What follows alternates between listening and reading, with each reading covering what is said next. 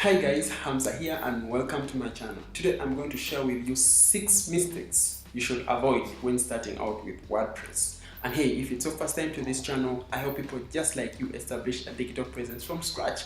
And so don't forget to hit the subscribe button and the bell icon so that you don't miss out on new content when I push it out. Let's dive straight in.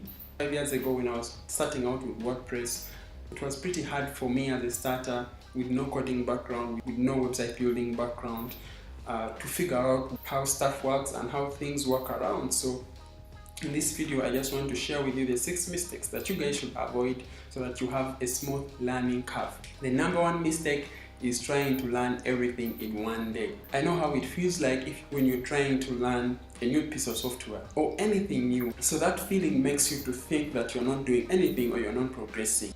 I'm here to tell you that that shouldn't be the case.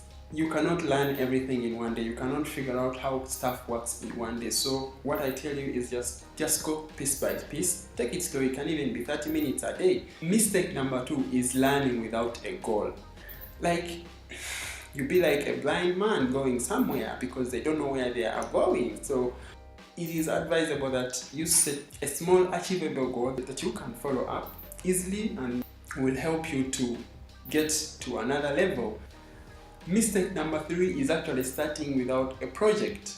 When you start learning WordPress or when you start developing with WordPress, it is always advisable that you have a project. Personally, when I started learning with WordPress, like I had told you already, I never knew anything to do with website designing and how the website things worked like 5 years ago. But this time I had a project and I had to have it working, and the only option was to actually start building. And then I came to know about WordPress. Nights that followed, I was learning the software, watching videos, reading tutorials, and guess what? In the period of about 1 month, I was having the project up and running.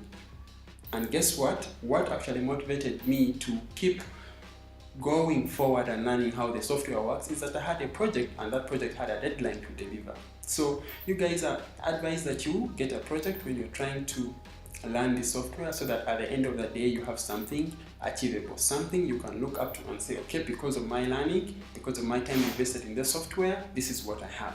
Mistake number 4, not networking. By networking, I mean meeting other people who have been doing the same thing that you are trying to learn. They'll be happy to share with you some tips and tricks that actually use to get where they are. WordPress has normally community meetups that happen once in a month in your city, so you can always look up for those meetups and go there. Share with them also what you are looking forward at doing and what you're doing at the moment. They'll be happy to share with you too what they are doing and how best you can do whatever you want to do with this software. And more of that in the meetups, people actually present, people come with different ideas on how to tackle different projects using this software, which I find interesting that you guys will help you when you're beginning out. The number 5 is trying to start with the hard things. Back then in the days, I thought when you start with the hard things, I thought you could easily finish stuff. Unfortunately, I was wrong. When you start with the hard things, you spend more time trying to figure out how you're fixing things, and yet you would have already achieved on the smaller things. So now I advise people, even myself, that when I'm starting up on a project, I make sure that I start with the easiest things, then the hard things come in. So the same thing I think you guys can implement in your learning. You start with the simple things when you're learning the WordPress software, going to platforms, read about how people are doing things the easy way, and that way it will help you greatly. The 6th mistake you should avoid is trying to learn how all stuff works.